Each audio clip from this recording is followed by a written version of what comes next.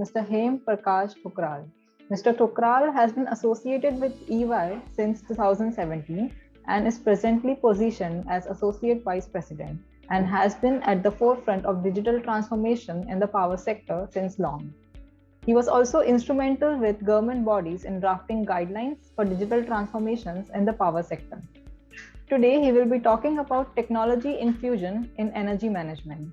So let's welcome Mr. Hem Prakash. And I think very valid points raised by her. So I think we need to move to the next level, and try to understand what Megha was also trying to say in the beginning. That with so much of urbanization happening, with so much of focus on, buildings, people are moving from to cities and to towns. And whether it is office spaces, commercialization spaces, hospitals, and so on and so forth, we really need to manage that energy load. And I'll just throw some numbers and you'll be amazed to see from where I'm coming at. The heating, ventilation, and air conditioning load, the HVAC as we say, it contributes about 50% of the total energy demand. If you talk about India specifically, the residential and commercial buildings, they take up about 30% of the total energy consumption in India. So these are the low-hanging fruits, where the sector needs to now transform from smart meters to smart grids to smart solutions for energy management. And that's why, the way buildings are now transforming. They are trying to become energy efficient buildings, grid interactive buildings, and just trying to make some more points as well on the drivers. That with so much RE being pumped in, as Komatji was also saying, that there is a supply side variation. Now there's a demand side variation as well with the electric vehicle load coming in. We don't know when the consumer will charge, and typically there are pockets of areas where electric vehicle penetration is increased, and there's an effect on the DTs and so on and so forth. And with V2G, vehicle to grid technologies coming in, the grid will further become complex, and to manage the demand and supply, to manage the stability of the grid, we need buildings to be the fulcrum of the energy management. And having said that, if we need to manage the peak load of the DISCOM, if we need to reduce the carbon emissions, or we need to have new revenue streams for building owners, and that's where the DISCOMs and the building owners, they can come in and collaborate. Of course, the financial models and all can be decided at a later stage, but that's where the focus needs to be. If you talk about technology infusion, that's where Megha wanted me to focus. So I'll just quote a very famous saying by the president of PG&E, Pacific Gas and Electric. He said many years ago, when smartness was coming in, they are the early movers of this field. So they said, and I quote, that due to the millions of devices, or rather billions of devices being entered into the grid, the smart devices, the grid will become a grid of things, like the internet has become an internet of things, or people also say it will be an internet of energy going forward. So that's the way the energy management sector is evolving. Initially we did many years back, even in India, we did some pilots on smart plugs. So they were, very small essential devices where you could simply switch on, switch off appliances, or you could see the status of my air conditioner, TV, fridge, and so on and so forth. And the focus on energy consumption was very less. It was more focused on the status on and off. And the way we are progressing moving forward is that, the focus on the granular consumption, 15-minute, 30-minute consumption, on the daily data, and so on and so forth, now is becoming to be more important. And the usage of IoT and M2M, I'll touch upon those aspects as well. I think Vineetji will also focus on those areas. But if you look at IoT and M2M communications, that's where a plethora of devices will come in, and it will not be only, controlling, it will be taking intelligent decisions, having AI and ML platforms, where the energy management system, so building specifically, we say the building energy management system, BEMS or HEMS as we say. So those systems will be smarter, and they will actually be able to predict the load side and the supply side, and take intelligent decisions of what's happening in the future. So AI ML will be very, very interesting coming forward. So in a way, we are evolving and becoming more adept to terms like grid interactive buildings or energy efficient grid connected buildings.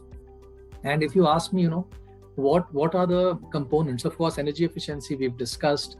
Energy storage will come in a big way if you need to manage the demand and supply, and the building will actually be a source for the utility to go on and, if they want to reduce the peak load, or they want to do some specific services on the grid, the building can actually be both a load and a source, and how the flexibility can happen. That will be the key thing. Of course, renewable energy will be there. And as I said, the building energy management system, that will be the key to control the heavy loads, to do analytics. It will be a platform, to identify which house or which appliance is consuming more. We also need to look at what, if we need to do demand response, as Komaji was also saying, we need to see which consumer is more inclined, and we need to see the consumer or the building owner preferences as well, if we need to design extensive demand response programs. And as I just touched upon, AI and ML algorithms, we need to predict the energy requirement of the load side. We need to also predict how much renewable generation will happen, and eventually the BEMS can take intelligent decisions to tell us how and how much the flexibility is available. And we've been interacting with a lot of startups as well, and there are some very, very interesting solutions that come up, like IoT devices which measure the harmonics from various applications, and using AI and ML they can suggest which device is consuming more. That's one. Another is that using the smart meter data, the daily data, the monthly data, as well as the granular 15-minute data, AI and ML can help us predict what will be the consumption, what will be the load going forward in the future. So in a nutshell, this will in a way be like a microgrid, having its own generation, having its own consumption, and there'll be an option of balancing the grid as well. And in case of any abnormal events or let's say cyber attacks, this BEMS or battery energy management system can actually isolate the building from the grid. So in a way, it can be used as an independent islanded building, which will be very it'll be like isolated from the grid. So from the ill effects of the grid, if I can put it like that. And a very important element will be, as I said, the smart devices. We'll cross billions of devices in the next few years. So that will be leading to an internet of energy. But if you look at where we are in India today, the smart meters, about 2 million have already been deployed, and many will be deployed in the due course. The new schemes are also coming up. So these smart meters can actually be the fulcrum of energy management. So we already have access of houses via these smart meters. And the question is, what all can we do? We can do load curtailment using energy management, using the functions available in the meter. We can, of course, do remote connect, disconnect if you want to ideally cut off the power, which is not the best way, but that's one way. We can also, as per BIS, there is an option of having additional communication modules in the meter. So the building will also have a plethora of devices inside the building that's like beyond the meter. So if we need to cater to that portion of the technology spectrum, definitely a home automation module or an hand module, as we say, that feature, the optional feature of the smart meter, we can use going forward. So the key point is there is already infrastructure deployed for the consumers. Why can't we leverage that going forward? So these were the verticals which we discussed. And if we go on the horizontals, I'll just touch upon three aspects: telecommunication, interoperability, and cybersecurity, just to identify what are the areas where we need to work upon. So as I said, that smart meters already have a communication backbone. There's one comms infra already deployed, both on the last mile as well as on the backhaul. What we need is, we need an effective communication system which will do the in-building communication. And reliability, especially for energy management, not that much for smart meters. The reliability will be the key going forward, and as well as latency. So that's one important aspect. Interoperability, we've discussed in multiple forums. Luckily today in smart metering, we have a decent amount of maturity. So thanks to the BIS committee, LITD 28, we are moving forward very, very nicely, But I still feel, with the energy management coming in, and thanks to EPR, for taking this initiative forward, the number of stakeholders will be huge. We would have the utility, wherein the building would interact with the DMS, the DERMS for renewables, and the OMS and so on and so forth. But also, we would have smart meters, we would have the appliances as well. When we talk about appliances, of course, the HVAC, the DERs, and the BMS and all.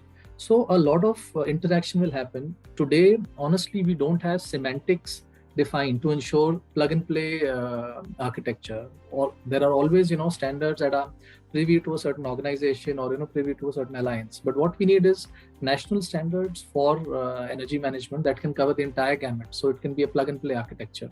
So I won't delve much into this. I think we'll discuss in the panel discussion.